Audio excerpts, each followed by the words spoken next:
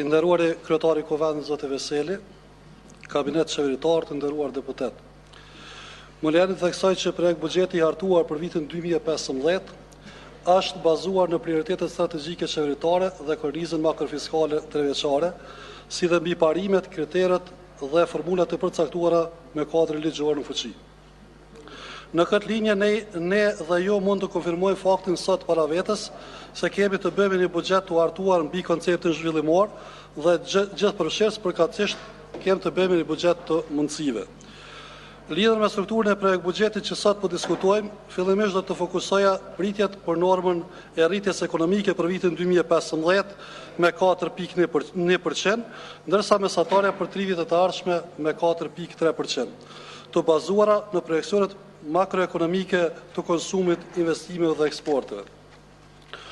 Të hyrat e përgjithshme pa diskutime të ndryshme se thanë se nuk do të rritën, këto do të rritën në krahasim me vitin 2014 për 8.1%, ndërsa gjithashtu do të kemi një rritje të shpenzimeve për 6% në raport me vitin 2014.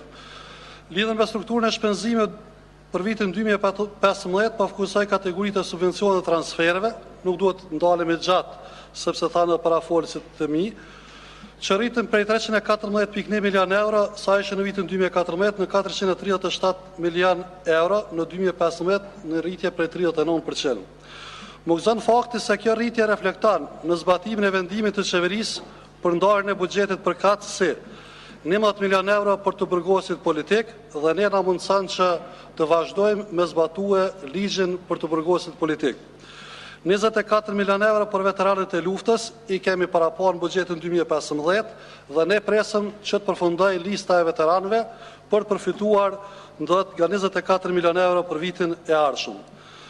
Kemi një rritje të madhe për subvencionet të sektorit të bujqësisë, përfshin sektorin e pemëtarisë dhe blegtorisë, nga 11.8 milion euro sa ishte në 2014, tani kemi 53.6 milion euro për vitin 2015. 10 milion euro kemi të ndarë për sigurime shëndetësore dhe ne jemi të sigurt se ligji për sigurime shëndetësore do të zbatohet në vitin 2015. Si dhe kemi ndarë mjete për financimin e reformave të qeverisë sektorin e arsimit, shëndetësisë, administratës publike, sigurisë, ambientit e tjera.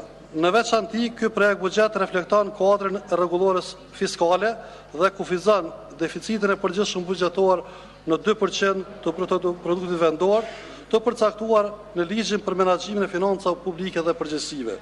Po ashtu, projekt buxhetin të cilin po e shqyrtojmë sot si dokument i zhvillimit të politikave ekonomike të vendit, reflekton në përmirësimin e mirëqenies dhe standardin e jetesës shtetërorëve. Andaj, të nderuar deputet, duke pas parasysh vonesat që janë krijuar prej kohësh, njoftoj që të japim kontributin tonë secili dhe të mbështesim projekt buxheti për vitin 2015 që kemi përpara. Faleminderit. Faleminderit.